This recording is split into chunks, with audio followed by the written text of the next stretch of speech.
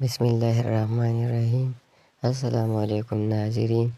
یہ واقعہ بنی اسرائیل کے ایک نوجوان کا ہے جو کہ بڑا نافرمان تھا، اتنا کہ شہر والوں نے بیزار ہو کر اسے شہر بدر کر دیا۔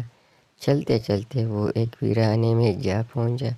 حالات کی تنگی اس پر آ پڑی، کھانا پینا ختم ہوا، پھر بیماری نے آ لیا، یہاں تک کہ مرض الموت میں گرفتار ہوا۔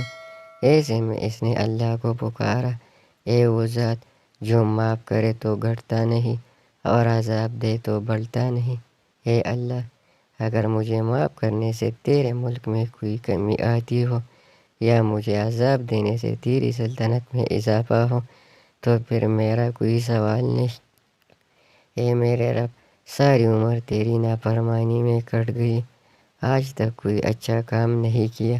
اے میرے رب، میرا آج کوئی سنگی ساتھی نہیں رہا، میرا آج تیرے سوا کوئی سہارا نہیں رہا، سب ناطے رشتے ٹوٹ گئے، آج میرے جسم نے بھی میرا ساتھ چھوڑ دیا۔ تو مجھے اکیلا نہ چھوڑ، تو مجھے معاف فرما دے۔ اے میرے رب، مجھے معاف فرما دے کہ میں نے تیرے بارے میں سنا ہے کہ تو غفور الرحیم ہے۔ اسی حال میں اس کی جان نکل گئی۔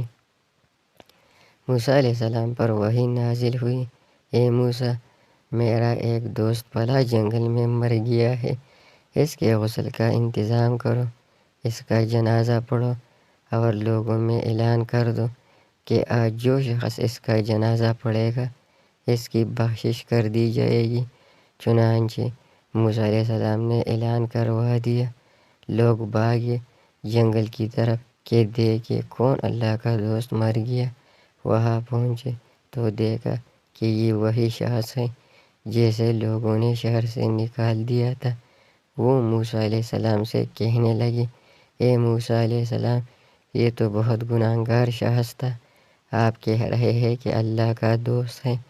موسیٰ علیہ السلام نے اللہ سے دریافت کیا، اے اللہ، یہ تو گناہگار شخص تھا ہماری نظر میں، آخر اس میں ایسی کون سی بات تھی کہ یہ تیرا دوست بن گیا؟ اللہ تعالیٰ نے فرمایا، اے موسیٰ، یہ واقعی ایسا ہی تھا جیسا آپ لوگ کہہ رہے ہیں۔ میں نے اسے دیکھا کہ یہ ذلیل ہو کر، فقیر ہو کر تنہا ہی میں مر رہا ہے، آج اس کا کوئی دوست یار نہیں تھا، کوئی اس کی پکار سننے والا نہ تھا، نہیں اس کی پکار کا جواب دینے والا۔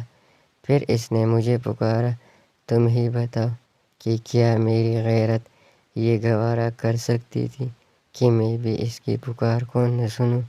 مجھے میری عزت کی قسم، اگر وہ اس وقت پوری انسانیت کی بخشش کی دعا مانگتا تو میں سب کو معاف فرما دیتا۔